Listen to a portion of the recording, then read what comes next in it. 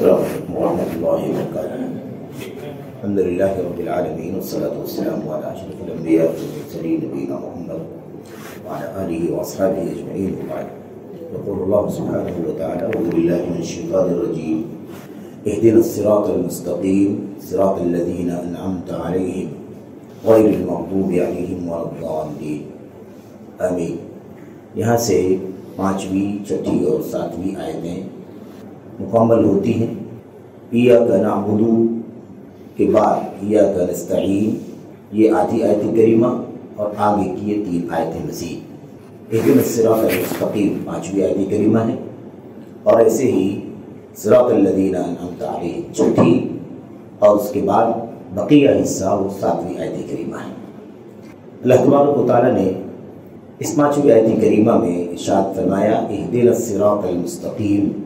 اہدنا ہدا یہدی، ہدایت، رہنمائی، راستہ دکھانا، گائیڈ کرنا، اس معنی میں معروف لفظ ہے، اور اس میں اللہ تبارک و تعالیٰ نے بندوں کو گویا حکم دیا ہے کہ وہ کہیں اللہ تبارک و تعالیٰ سے اہدنا الصراط المستقیم، اے اللہ تو ہماری رہنمائی فرما، ہمیں دکھا الصراط المستقیم، سیدھا راستہ۔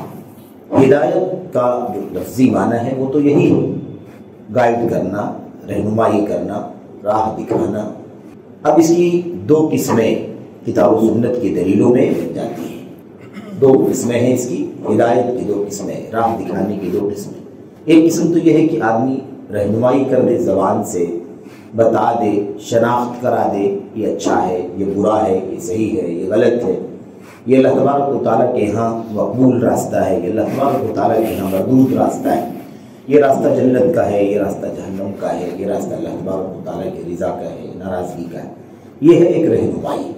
اور ایک رہنمائی یہ ہے، ایک ہدایت یہ ہے کہ صرف بتانا نہیں بلکہ اس پر چلا دینا، اس راستے پر پہنچا دینا، اس راستے پر لگا دینا، یہ ہدایت کی دوسری قسم ہے۔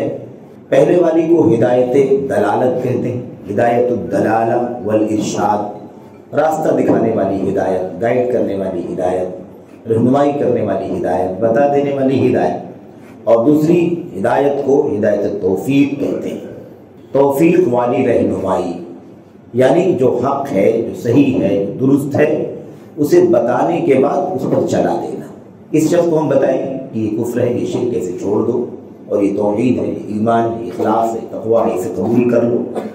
یہ رہنمائی کی پہلی قسم ہو گئی، بتانا کہ اچھا ہے، لیکن اس پر چلانا کہ واقعی وہ کفر سے توبہ کر لے، شرک سے توبہ کر لے، ہدایت یعنی ایمان پر آ جائے، اللہ تبارک و تعالیٰ کی وحدانیت کا، نبی کریم صلی اللہ علیہ وسلم کی رسالت کا کلمہ پڑھ کر کے اقرار کر لے، زبان سے نطق کے ذریعے سے بول کر کے، دل سے تصدیق کر کے یقین کر لے، اور اس کے مطابق پھر کفر و شرک کی ساری راہیں، سارے اس کے رسومات چھوڑ کر کے اللہ کی توحید اور ایمان اور اسلام کی راہ پر چل پڑے۔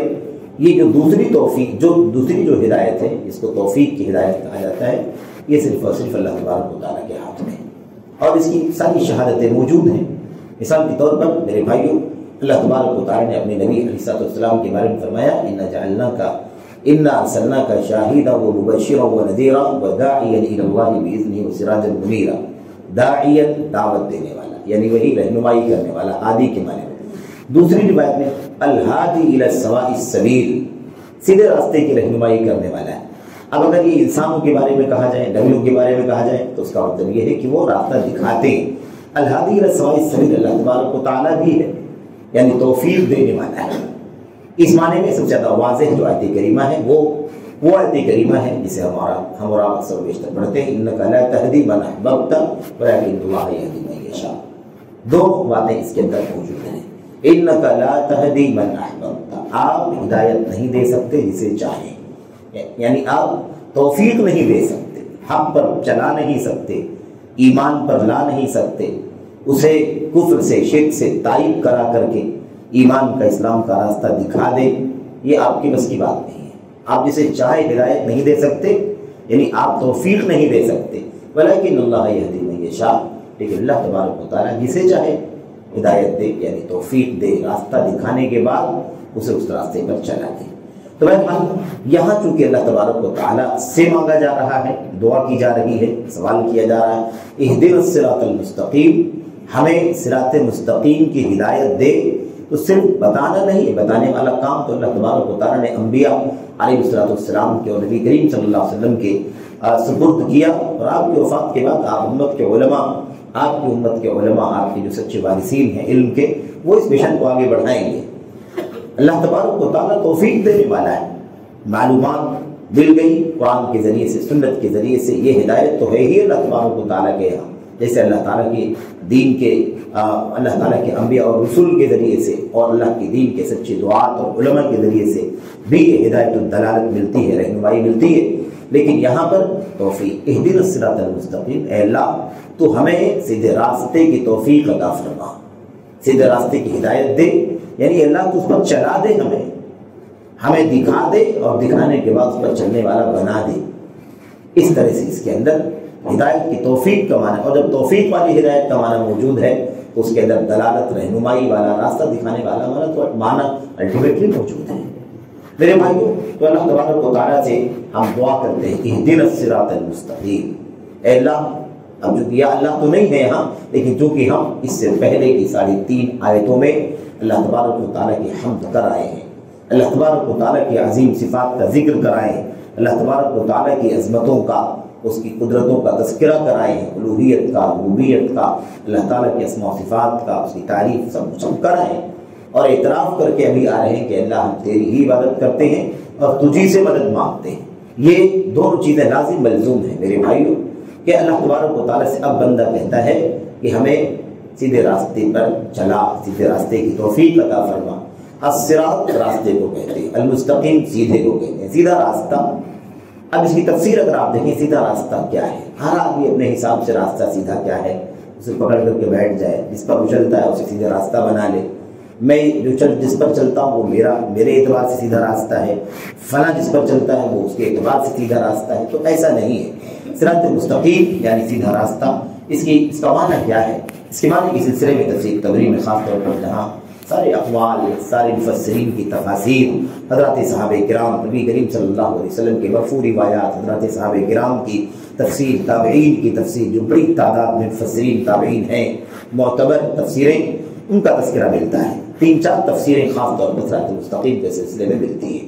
ایک تفسیر تو حضرت عبداللہ بن عباس رضی اللہ تعالیٰ عنہ کی مشہور معروف تفسیر ہے، وہ یہ ہے کہ الصراط المستقیم هو الاسلام، صراط مستقیم سے مراد اسلام ہے۔ اگر ہم کہتے ہیں اے اللہ ہمیں صراط مستقیم کی توفیق عطا فرما، صراط مستقیم پر چلا، اس کا مطلب ہم کہتے ہیں کہ اللہ تعالیٰ ہمیں اسلام پر چلا، اسلام پر چلا، اسلام پر قائم رکھ، اسلام کی راہ دکھا دے، اسلام کی راہ بتا دے، اسلام کی راہ پر چلنے کی توفیق عطا فرما دے، اسی پر قائم رکھ، اسی پر استقامت اور ثابت قدمی کے ساتھ جلا، یہ سارے معنی اس کے اندر شامل ہوں گے۔ یہ سب سے زیادہ عام اور جامع تفسیر ہے۔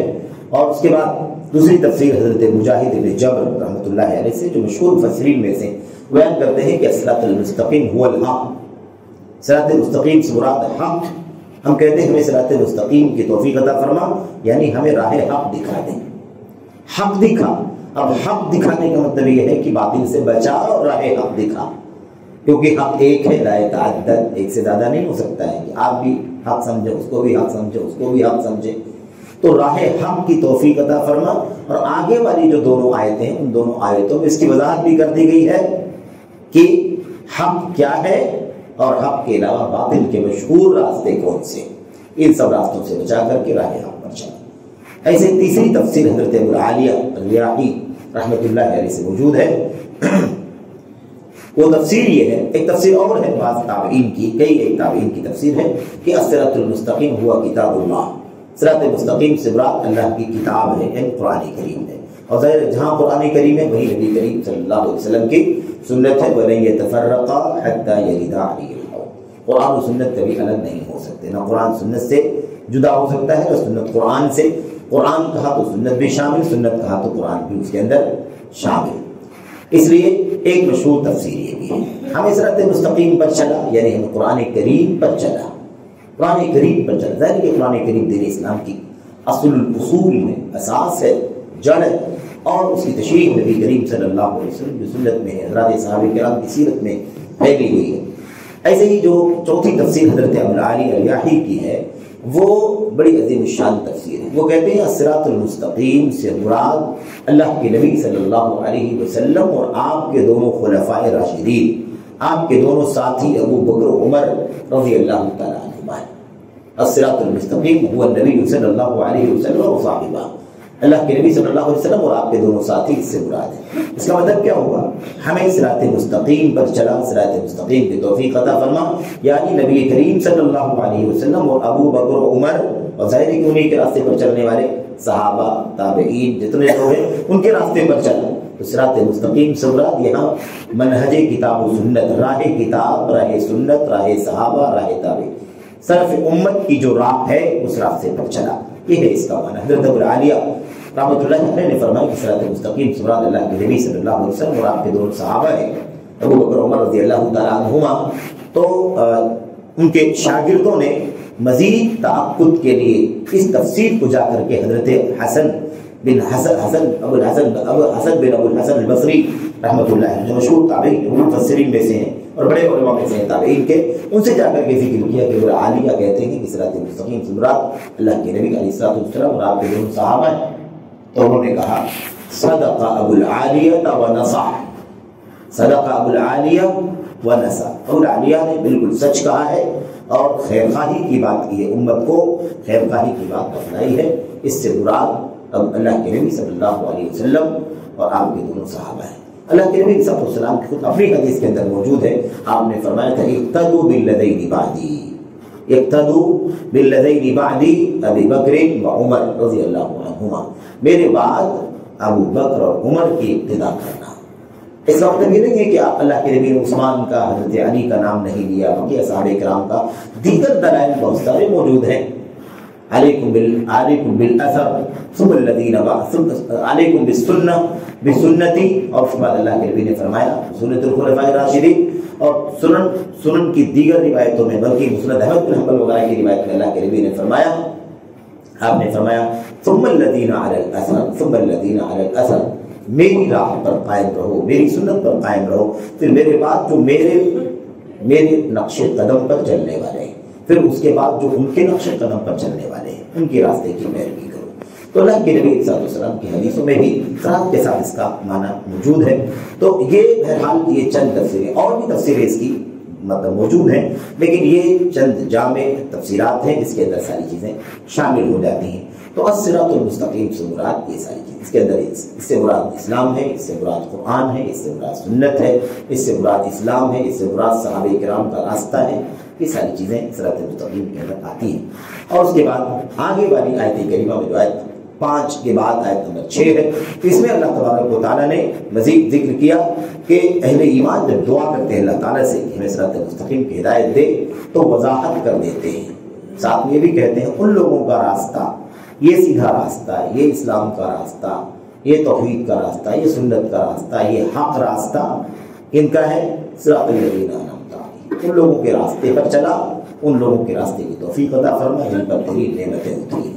بہرحال تو اس کا تذکرہ کل آئے گا انشاءاللہ تبارک و تعالیٰ. اللہ سے دعا کرتے ہیں کہ اللہ عز و جل ہمیں اور آپ کو صراط مستقیم کی پرکھ اور اس کی شناخت کرنے کی توفیق عطا فرمائے، صراط مستقیم کو صحیح معنوں میں سمجھنے کی، اس کی جستجو کرنے کی، اس کی تلاش کرنے کی اور اس پر چلنے کے اللہ تبارک و تعالیٰ سے دعا کرنے توفیق مانگنے کی، اور ساتھ ہی ساتھ اس کے لیے کوششیں کرنے کی توفیق عطا فرمائے، اس کے راستے پر چلنے کی توفیق عطا فرمائے جہاں سے صراط مستقیم مل سکتا ہے. اللہ تبارک و تعالیٰ مراد اس کی توفیق بخشے. آمین رب العالمین. صلی اللہ وسلم و بارک علی نبینا محمد و علی آلہ و صحبہ اجمعین. السلام علیکم و رحمۃ اللہ وبرکاتہ.